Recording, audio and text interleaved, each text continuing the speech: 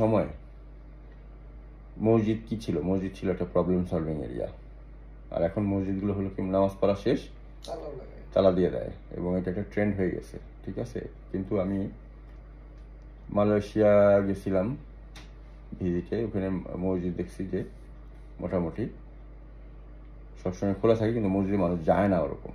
আমাদের দেশে যেটা হলো প্রচুর মানুষ আছে নামাজ পড়ার মতো, অনেকে চায়, কিন্তু মানে মসজিদে অ্যাক্সেস থাকে না। এখন এই মসজিদে অ্যাক্সেস না থাকার বেশ কিছু কারণ হইতে পারে। অনেক সময় দেখা যায় আমাদের দেশে আইন শৃঙ্খলা পরিস্থিতি ভালো না, তো যারা ঢুকতে চায় সবাই যে মুসল্লি সেটা নাও হইতে পারে, যার ফলে নাশকতার অনেক কাজ হইতে পারে। প্লাস হলো কি দেখা যায় যে চুরিধারি এগুলো বিষয়টা থাকে। সুতরাং আমাদের কি বলে মুসলমান হিসেবে আমাদের এই জিনিসগুলো পরিত্যাগ করে যত আমরা পরিবেশটাকে ইয়ে করতে পারবো, তত মসজিদে অ্যাক্সেসগুলো, যেমন আপনি একজনকে অ্যাক্সেস দিচ্ছেন, সে একজন ভালো মানুষ, ভদ্রলোক, তো তাকে দেখা দেখি কিন্তু ওই এলাকার আরো বয়োজ্যেষ্ঠ যারা আছে তারাও কিন্তু চাবে যে আচ্ছা ঠিক আছে, উনি মানে ইশরাকের নামাজ বা আদ-দোহার নামাজটা পড়েন, আমিও তাহলে পড়ি।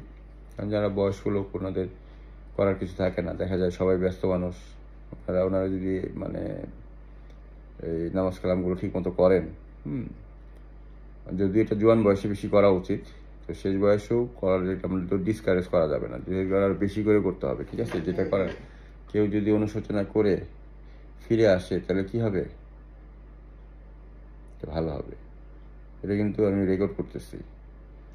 সুন্দর কথা বলছেন। এই কথাগুলো আমি চাই যে আমার চ্যানেলে যারা মুসলমান ভাই বোনরা আছেন তারা এটা শুনে, যদি এই যে ইশরাকের নামাজ একটা আছে সেটার ব্যাপারে ওনারা নিজেরাই যেতে, এখন ডিজিটাল যুগ, একজনের কথা শুনে কিন্তু আরেকজন দেখা যায় ইউটিউবে সার্চ দিলে পাওয়া যায় হোয়াট ইজ ইশরাকের নামাজ, হোয়াট ইজ আদ-দোহার নামাজ, এবং এটার গুরুত্ব কি।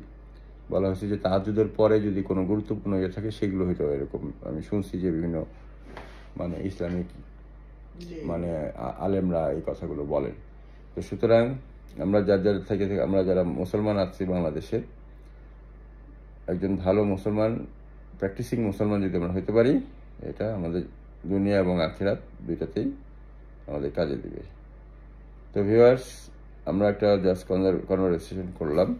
আমাদের সাথে একজন ইমাম সাহেব আছে, আমি আপনাদের একটু পরিচয় করে দিই। ওনার নাম হলো, বলেন আপনার পুরো নাম? আমার নাম মোহাম্মদ ইরশাদ আলী। আপনি পরিচয়টা দেন যে আপনি একজন একটা মসজিদের ইমাম, লালমাটি এলাকায় ছোটখাটো একটা মসজিদের ইমাম ও খতিবের দায়িত্বে আছি। আমার দেশের বাড়ি বগুড়া। আর ডাক্তার সাহেব আমার অনেক খুব কাছের এবং অনেক পরিচিত, এবং আমার অনেক মহব্বতের একজন ব্যক্তি উনি। তো এবং বলে যে উনি আমার কাছে কোরআন শরীফের তালিম নেয়, যদিও মানে সহিভাবে কোরআন শরীফ পড়ার জন্য উনি রেগুলার বাদ ফজর মানে কোরআনের তালিম নেওয়ার চেষ্টা করছেন। তো মাশাআল্লাহ, আলহামদুলিল্লাহ, অনেকটা এগিয়ে গিয়েছেন। আপনারা সবাই তার জন্য দোয়া করবেন যেন শুদ্ধ করে এবং সুন্দর করে কোরআন মানে শিখতে পারেন এবং কোরআনের উপর আমল করতে পারেন। এবং আপনারাও যার যার জায়গা থেকে কোরআন শরীফ পড়ার এবং বোঝার চেষ্টা করুন। তাহলে এটা আমাদের মুসলমান কমিউনিটি, বাংলাদেশে আমরা যারা মুসলিম আছি তারা কিভাবে আমরা হতে পারবো কি প্র্যাকটিসিং মুসলমান, মানে শুধু নামে মুসলমান না হয়ে আমরা যেন 5 ওয়াক্ত নামাজটা ঠিক মতো পড়তে পারি এবং সহিভাবে কোরআন শরীফটা পড়তে পারি। এটা অনেক বড় বিষয়, এবং বুঝে পড়া যে কোরআন শরীফে কি বলছে, প্রত্যেকটা কোরআনের আয়াত থেকে আমাদের লাইফস্টাইলে মানে পরিবর্তন আনার জন্য এটা আমাদের বুঝে পড়ার একটা বিষয় আছে। তো ভিউয়ার্স, ধন্যবাদ সবাইকে আমাদের ভিডিওটা দেখার জন্য। আমি পোষা প্রাণী বিভিন্ন ব্লগ করি, ব্লগের সাথে সাথে এই আমাদের মুসলমান ভাই বোনদের জন্য আমি ইসলামিক ব্লগগুলো আমরা শেয়ার করি, যে আমরা যত মানে চর্চা করব তত এটা ইসলামের প্রসার হবে। তো ভিউয়ার্স, আসসালামু আলাইকুম। ধৈর্য ধরে আমার বকবকানি শোনার জন্য আপনারা